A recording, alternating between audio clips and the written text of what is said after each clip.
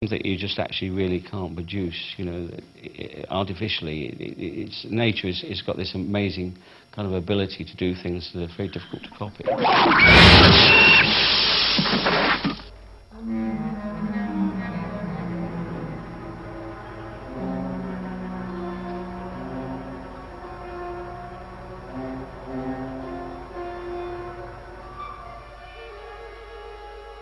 There are such quick cuts that are in there that make all these things, I think, really work.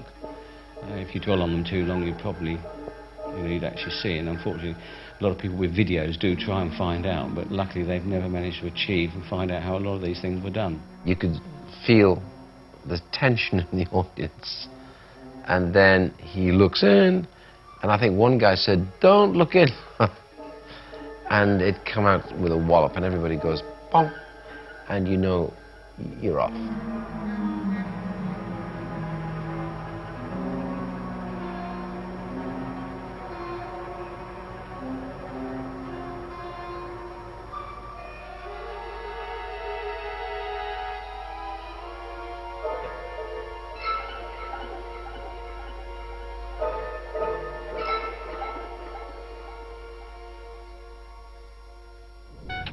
I was always told that that was when the script was doing the rounds in Hollywood, that if that scene hadn't, the chestburster scene hadn't been in it, that the movie would have never necessarily seen the light of day. But that was the one scene, the pivotal scene, that made everybody sit up and take notice. That was the core of the idea that Dan had about, he got that from the paralyzing wasp, you know, that paralyzes a spider and lays its eggs on the spider and then buries it in the ground so that the living spider serves as food for the wasp larvae, you know. And he always was so horrified at that idea that he felt he had to write a science fiction screenplay incorporating that particular concept. I always remember the day when Geether walked in. He was furious and he just wasn't happy with this chestburster, and he always used to bring it in, whatever the object was, covered in a cloth.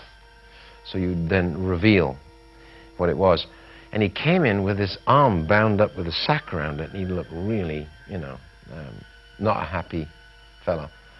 And a lot of talk and a lot of preamble, and obviously he was embarrassed about it. He took it off, and it was very funny because it looked like a turkey on his arm. We said, well, I don't know how this is going to fit inside the stomach. That's when Giga said, well, I've got enough to do. He said, I've got the planet to do. We haven't worked the egg out. We haven't worked the facehugger out. So we elected to take on board a guy who is local here, actually, called Roger Dickin. So Dickin got involved in designing the little beast. It was kind of really quite strange. We actually loaded poor John Hurt up over lunchtime, and he had his false fiberglass chest piece over the top of that. And there's one of my guys actually supplying him with a cigarette, and in the other hand he's got a glass of dry white wine. We had all the shapes of the body and things with a T-shirt on, and Nicky built the rig which, you know, burst through the T-shirt. Poor John on the table, you know, with his with the puppet all ready to go, and the actors brought in. In this long set where you couldn't see that it was a set, you know, you were just all packed into this room, like on location, on the Nostromo, you're shooting this scene. I just looked around at everybody, and we were all shaking. We were all shaking, just like this. I mean, really involuntarily shaking. Because the artists at that stage did not know what was going to happen on that first take.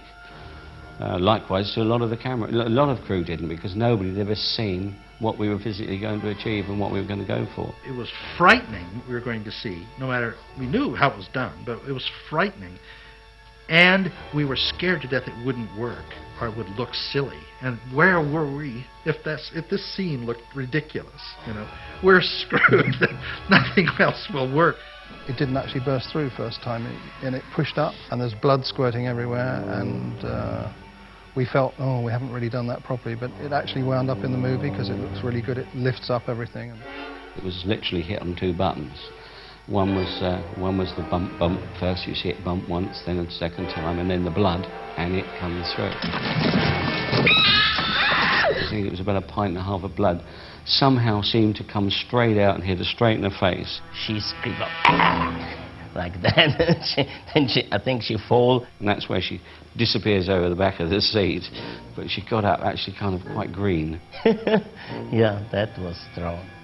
I went to the dailies to watch, you know, like 40 minutes of this thing bursting out, blood, shot after shot. There was so many cameras, you know, and it was overwhelming. Derek Van Lint had to throw up.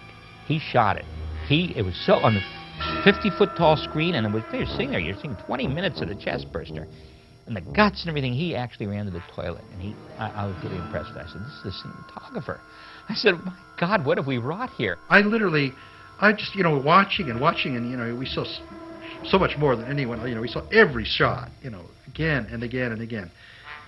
And when I walked out here, I walked right into a wall. I just went square into a wall. And Cobb, who'd seen it being shot and was part of the creative, he got in. We drove to the screening room to look at this. He drove there in his car. Some of us walked. He got into a gray car, tried to get in. His car was red. It wasn't even that he was so shook up. He was getting into an automobile with the wrong color. It wasn't even the same color. And he said, oh, I just never thought it would look no, I never, you know, he was just mumbling. And then the next worry is, what are the Fox executives going to say when they see this? You know, they're going to faint. You know, like, this is, wait a minute, this is like pornography. It's so horrible, you know. It was fantastic. It was just fantastic. And then it went on to the, you know, the more of the glove puppet, you know, where it turns around and that, which is where Roger took over. And again, poor Roger Dickens laying underneath with his little hand puppet of the front part.